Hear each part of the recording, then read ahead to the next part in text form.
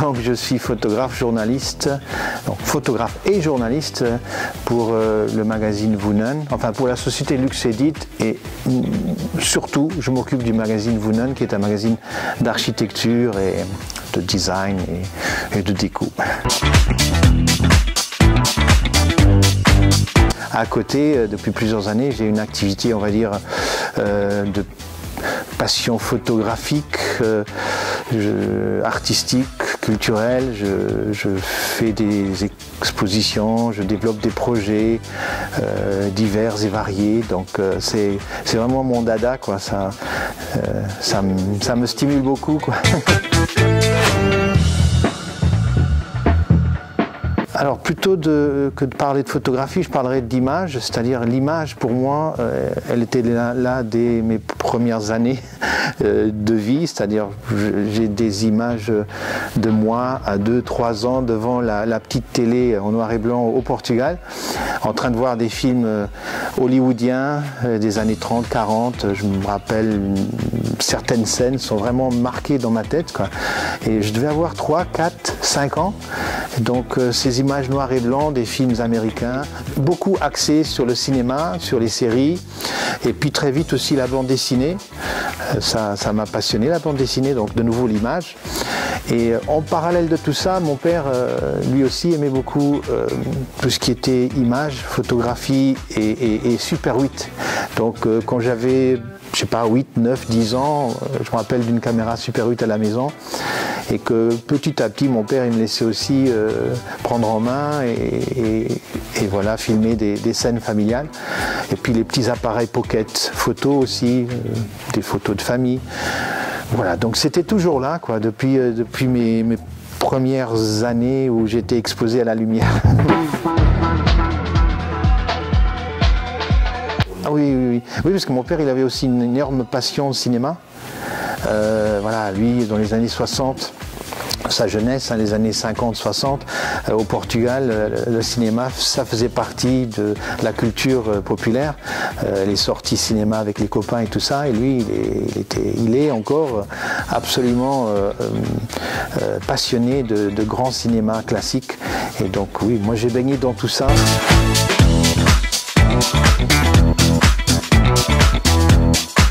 Après la photo, elle est venue de façon plus précise et prononcée. Je me rappelle, j'avais 15 ans comme ça, quand je me suis dit que je voulais essayer de sortir dans les rues, déjà à l'époque.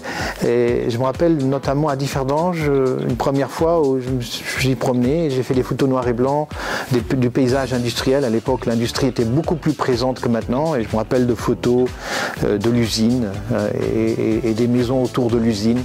Donc c'est là que je commençais un petit peu à avoir envie de faire de la photo. C'était déjà de la street photographie, même si le terme n'existait pas. Et après, plus tard, quand j'étais à l'université au Portugal, j'ai appris un tout petit peu plus au niveau d'un photoclub de l'université. Voilà, c'est là que vraiment la base était posée.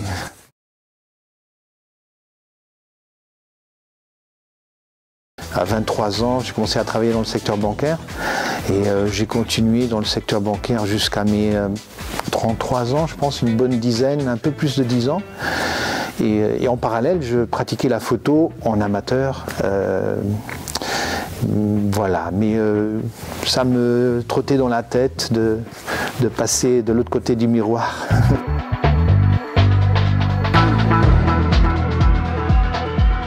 Je n'étais pas à ma place.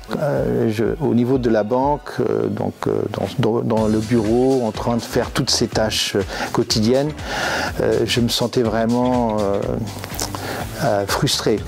Je me disais tout le temps, ça ne me dit rien, c'est un travail qui ne me plaît pas. Bon, je le fais parce que j'étais quand même bien payé et c'était pas si difficile que ça, franchement. Donc, mais j'avais vraiment une espèce de problème de conscience. Je me disais, mince, je gagne beaucoup d'argent, je fais pas grand chose, en fait je fais rien de créatif, je fais rien de vraiment productif, je ne fais rien qui m'apporte une réelle satisfaction. Et ça a quand même duré une bonne dizaine d'années, hein, donc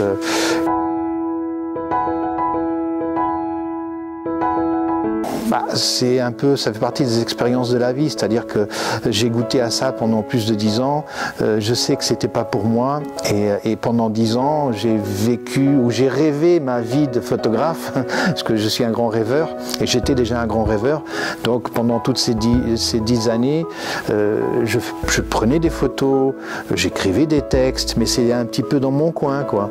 Et donc je développais mon esprit imaginaire.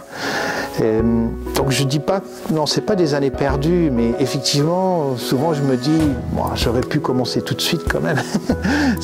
J'aurais gagné 10 ans si j'avais plongé directement dans le monde de la création à mes 20 ans, quoi. Mais voilà, les choses se sont passées différemment et quelque part elles ont fait que je suis celui que je suis aujourd'hui.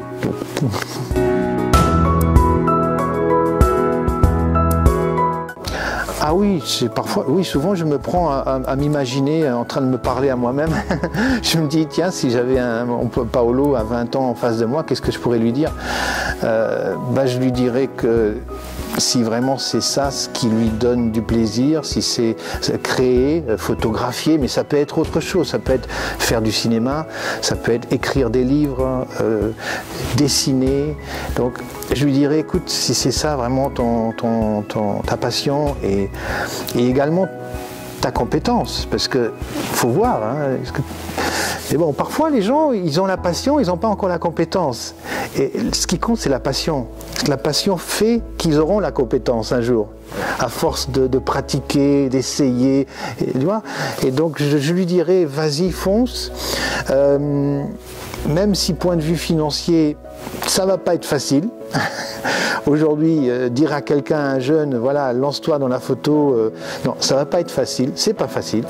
Mais s'il y met du cœur, de la passion et puis de la rigueur, parce que de la connaissance, hein, il va obtenir de la connaissance, et il y arrivera quand même.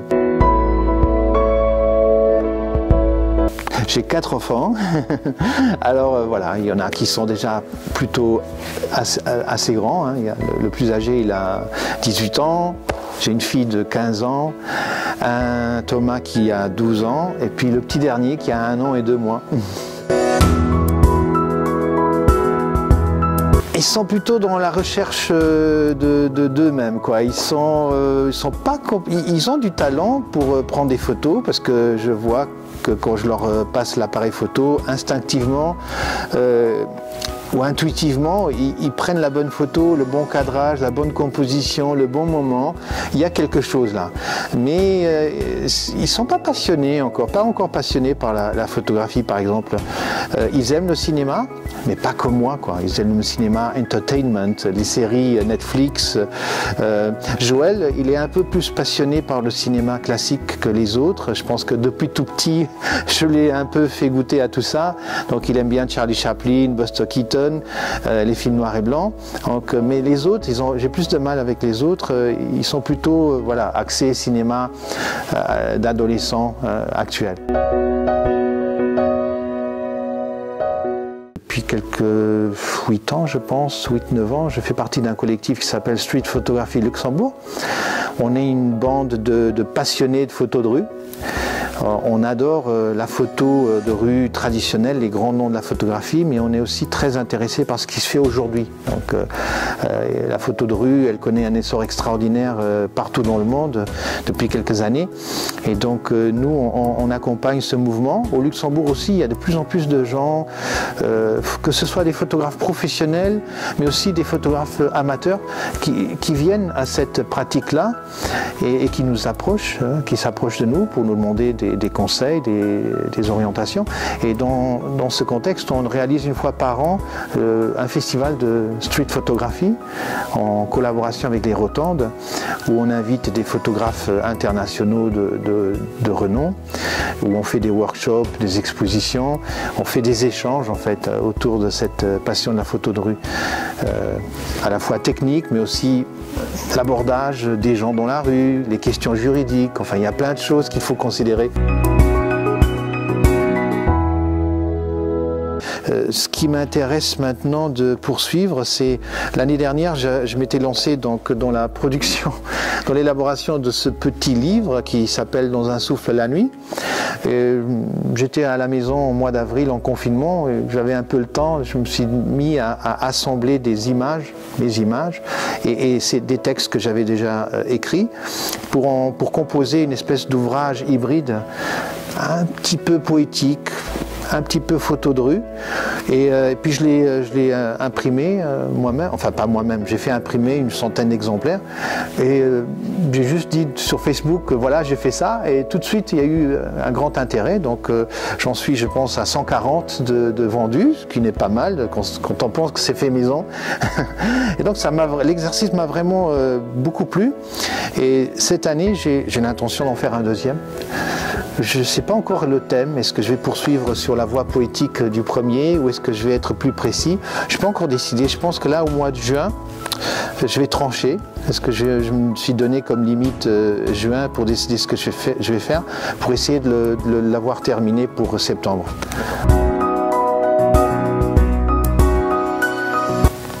Qu'est-ce qu'on peut me souhaiter? Bah écoute, que je continue à rêver très fort, parce que depuis tout petit en fait je pense que j'ai deux vies, j'ai une vie réelle et une vie rêvée.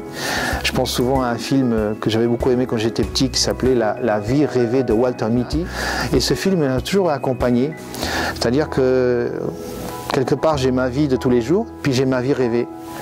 Et j'aime beaucoup rêver, c'est grave en fait si je peux plus rêver. C'est même plus important de rêver ma vie que de voyager par exemple. Donc j'ai toujours rêvé de voyager et pourtant j'ai jamais beaucoup voyagé. Mais je me suis dit, il vaut mieux rêver.